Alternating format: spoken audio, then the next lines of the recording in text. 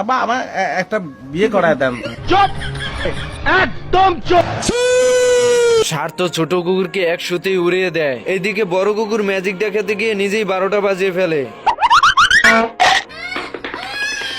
বলদ কুকুর তো কোনোভাবেই ষাঁড়কে কন্ট্রোলে আনতে পারতেছে না।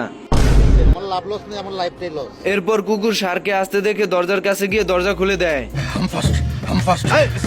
আমার জন্য এটা কোনো ব্যাপারই না, কোনো ব্যাপার না। এদিকে ষাঁড় দরজা চিপা থেকে বেরিয়ে কুকুরকে খুঁজতে থাকে। এদিকে বড় কুকুর এই অবস্থা দেখে ছোট কুকুর চলে যায় ষাঁড়ের সঙ্গে ফাইট করার জন্য, কিন্তু ষাঁড় ছোট কুকুর ভেবে কোনোভাবেই পাত্তা দিচ্ছে না।